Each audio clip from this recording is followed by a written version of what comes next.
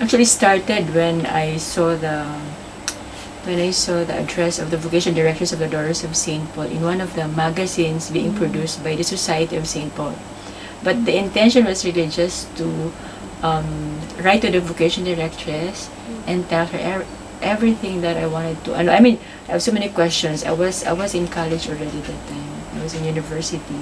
So I have so many questions in life, and I want to somehow unload all those sentiments and questions. But I don't have any intention to enter the convent. So I was just thinking that if a vocation directress would be the one reading my letter, most probably she would write back. So just, I mean, that's the purpose. But eventually, the vocation directress wrote to me, and then she said, "Okay, I can meet you. I'm going to your province. I'm actually having this vocation campaign." So that's it. But anyway, I think it started when I was in university. I would usually go to the chapel. Primarily because I wanted to, just take a rest. Because during college, I was studying and at the same time working. So during my spare time, after having done my assignment, after having done all the things I have to do, I just go to the chapel and take a rest. And then after some time, I just go out. I mean, there's no intention really of staying there and praying. But eventually, after some time, it became a habit. And then after resting, I would find myself praying. So I asked the Lord, okay, I have already plans. After finishing school, I wanted to work in a non-governmental organization, and I wanted to have a family of my own. So anyway, the very first question I asked in that prayer was, what do you want from me?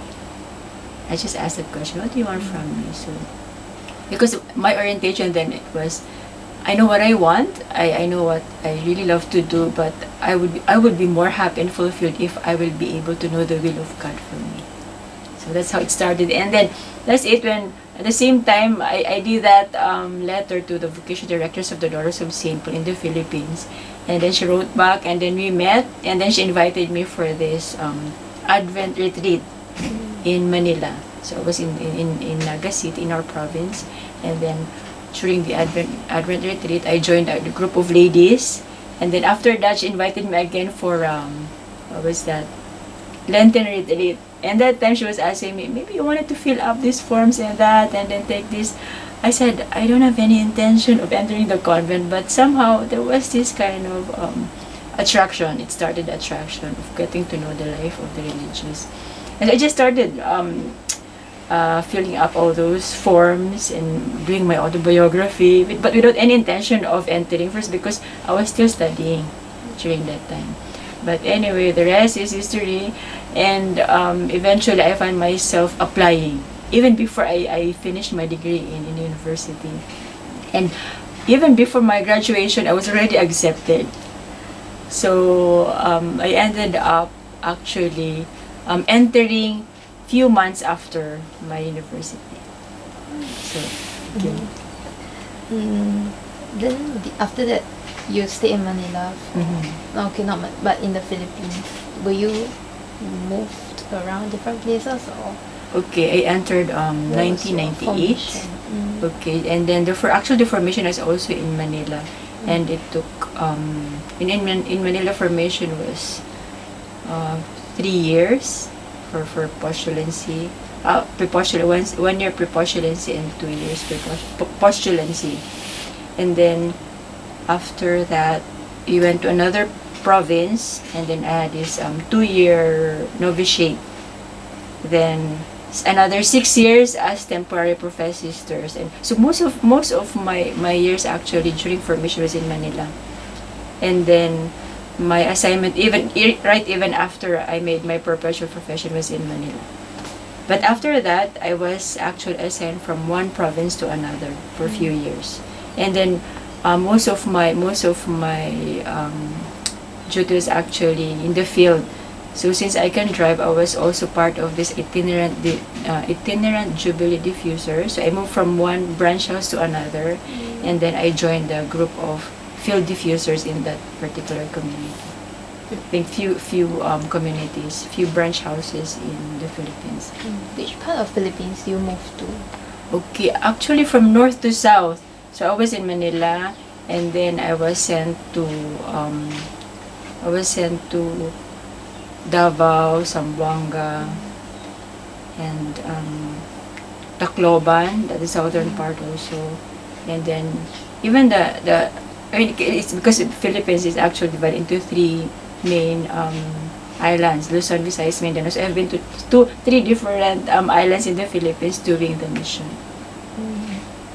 Do you feel like the work that you did around there was similar or different in the different provinces? Same.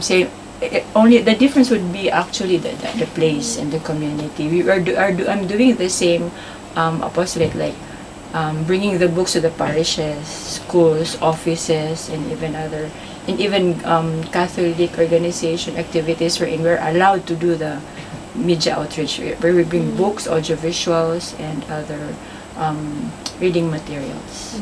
Do you feel like you were at home in each place? Or? Yes, definitely, because of course it's my country, but it was quite enriching because from one province to another, of course, you have also different culture.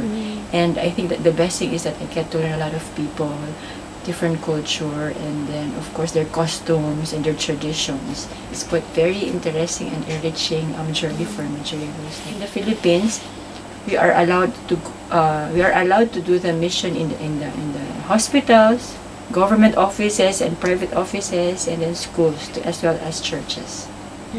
So, but the thing that we do are actually the same. Yeah.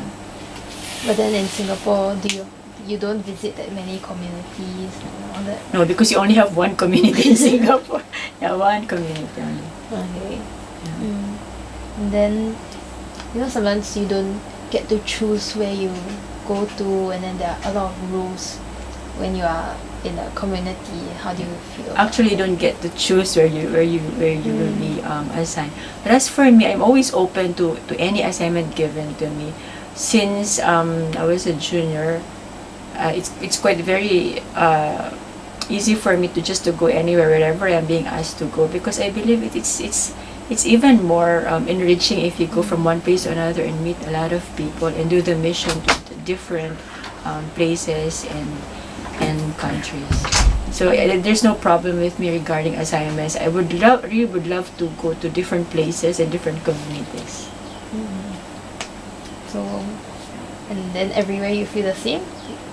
Yeah, because I believe wherever you go, if you really I mean, you grow where your heart is, isn't it? So wherever you go and you do things wholeheartedly, and you feel like, for me, anywhere I go, it's a home, because I do things as a religious. I'm a missionary, and whatever I'm doing, it is something that I really it's my life. This is what I have vowed for. So wherever I am, I'm happy. Okay. Then what about the different rules that you have to keep to? Like, you have to wear a habit, you can wear whatever you want. How will you compare your old life to now as a sister? Old life as in when I was still outside? Yeah. I think 11 years in formation, you get used to what is really the kind of lifestyle that you have as a religious. Is it difficult at the start? I mean, the rules and regulations and everything. I mean, the change of lifestyle. Of course, from the start, it's quite difficult. You're trying to adjust, trying to learn and relearn things and learn new things. But if you really love what you are doing, and if you know that you have a deep conviction of your vocation, then it's quite really very easy, and there's no problem in following whatever is being asked of you if there is a deep conviction that it's your life, it's something that you like and you love to do. So it's not like you have no choice, but it's because you chose to. You chose to, yeah. It's not like I have no choice. I have to. No, it's a choice. Upon entering the convent, of course, you really have to abide in all the directives. There are change of lifestyle. Definitely, you can see the difference as you have an encounter with us. So it's something that I have chosen to personally. It's a personal choice. That's why I really feel like I am quite convinced with my choice. Do you, if you were given a choice to work in the Philippines or work here, which one would you prefer? Anywhere I will be sent. I just wanted to be open to wherever I will be sent. I think it's in openness and obedience that I can be more free. So you're okay with like I'm Filipino but I'm not working in the Philippines. Is Yeah, it? yeah, I'm okay with that. Mm. I would love to learn other cultures and meet other people and learn how things are being done in other communities. Okay. And then how do you feel like having to live in a new community each time because you keep moving? So like, different groups of people you're staying with. How do Okay. That's the interesting part, because of course you really have to adjust, you really have to get to know the people. But I think that's where I'm really growing in my personal vocation. And it is where I'm learning so much. And another thing is, it is what is that makes my life quite more interesting.